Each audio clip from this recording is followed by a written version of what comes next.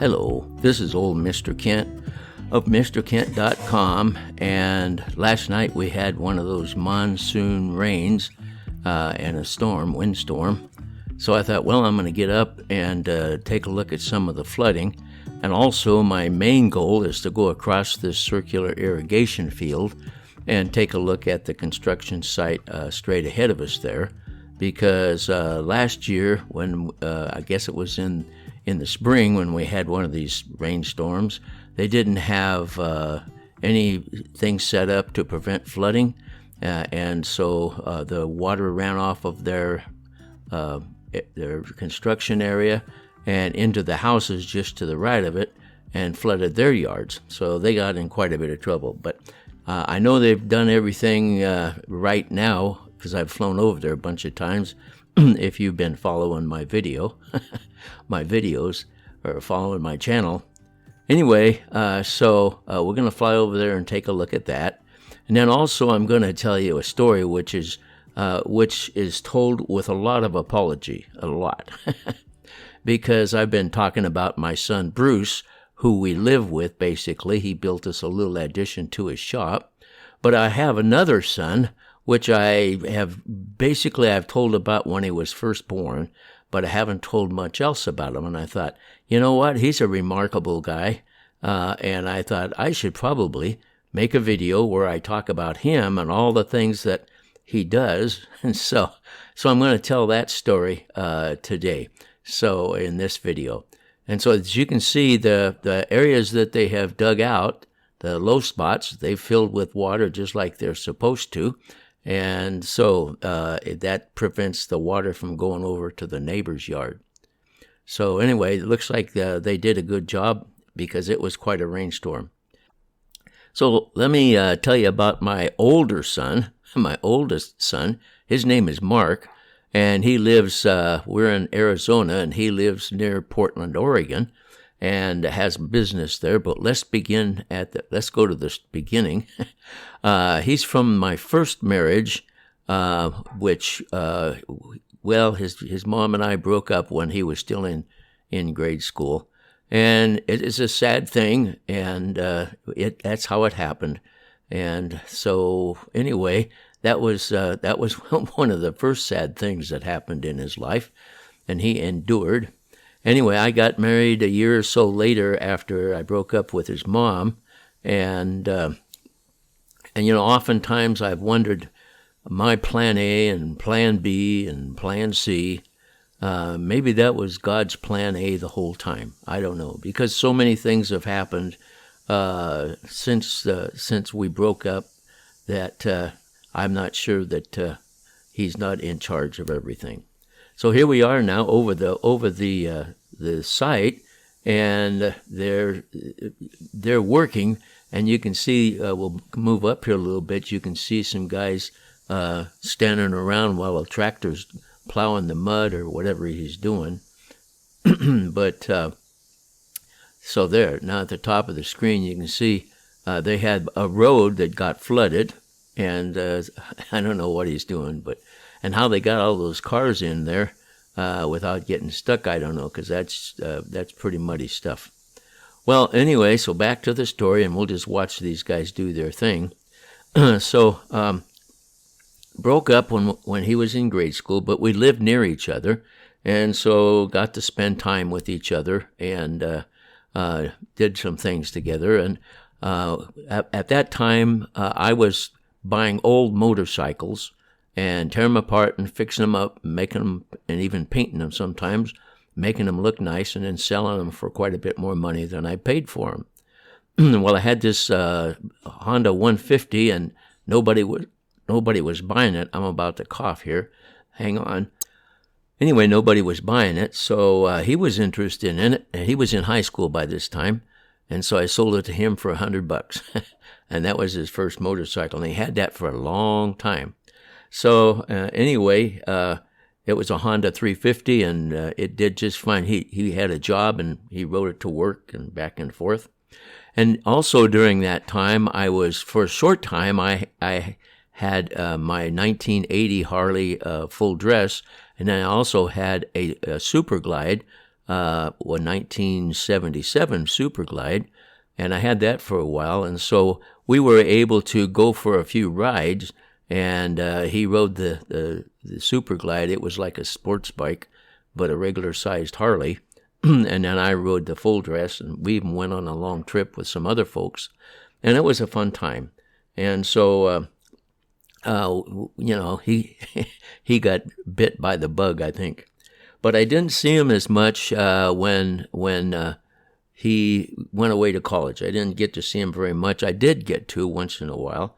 And by the way, he got interested in programming, but he was doing C and C+ and all that. And I kind of got sidetracked from regular programming into doing website material, which is based on HTML. So he taught me. He said I should try C, and I looked at it, but it didn't. It was too hard, and I wasn't interested because I was doing website stuff. So anyway, while he was going to college, his sister, I picked her up, and we flew down in my little Cessna 150 and visited him one day, and that was kind of fun. We almost, it was a very dangerous day to fly. We flew down the Columbia Gorge, and it was very bouncy, but we had fun. And his sister, since then, her name is Katie, and she passed away a few years ago with cancer. But if you Google Katie Thorp, you can learn a lot about her. She worked for NASA, and she was brilliant, and I was so proud of her. Well, anyway, let's get back to her brother. So he worked as a CPA, and while he was working, he bought a Harley Davidson, just like the one Dad had. Only I had a 1980, and he bought the same model of 1982. Tore it all down, fixed it all up, and painted it a nice bright red color.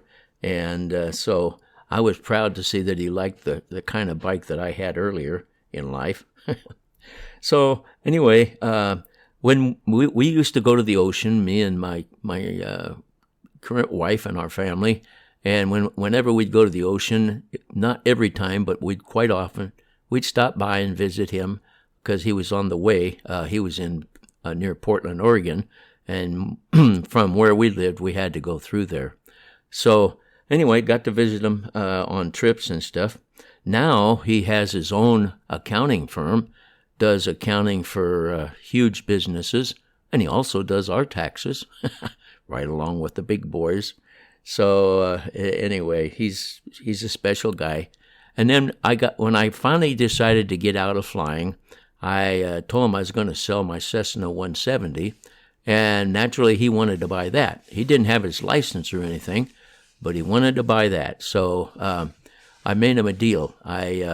Since he had a Harley Davidson, just like the one I had years before, this 1982 Harley full dress, that was the down payment for the motorcycle, for the airplane. And then we gave him plenty of time. I didn't rip him off either. I gave him what I think was a good deal, because sooner or after that, he traded straight across for a Mooney, and I'm sure he made quite a bit of profit on that. Anyway, so by the way, when he was studying for his pilot license, he had to do a cross-country solo, and so he's just like my little brother. When he did his first cross-country solo, he came to visit me over on the east, from the Seattle area over to the Pasco, Washington area, which is in eastern Washington. And then I moved to Spokane, and so Mark, when he did his cross-country solo, he flew up to Spokane to visit. So that's kind of nice that he decided that would be his first cross-country solo. And he loves programming, and he with his Mooney airplane, he can fly IFR with it. And so one of the things he did just for fun was he designed his own ILS system. And I don't know, I think he played with it a little bit, but that's what he's able to do. I mean, he's a genius type of guy. And I mean, he told me how he would walk down a hill and watch it change altitude and stuff like that. So it's kind of fun to hear his stories. But anyway, he designed his own ILS system plus many other things. Now I'm going to put some pictures in here because recently he had this old grandfather's clock which had chimes, and there's a picture of the inside of the clock, and he and his wife, the chimes are nice, but at nighttime they keep him awake. So he designed a circuit with a servo. You can see the brass. It was a piece of brass pipe, and he's flattened it out. That's connected to the servo, and then he designed a clock that runs off the Wi-Fi system in the house. And so at whatever time he's got it set, let's say 6 p.m., well, then that clock runs that servo and switches the chimes off on the clock. And then in the morning it switches it back on. So anyway, he's quite a guy, and I'm really proud of him. And by the way, he also sent the drawing that he made, designing that. And so there's the drawing. And I think he's probably quite a guy. We just don't live close enough together. And so I have, I don't have a whole lot to talk about except that I love him, and I sure appreciate all that he does for me, just all that his thoughts for me and everything. So I have 2 sons.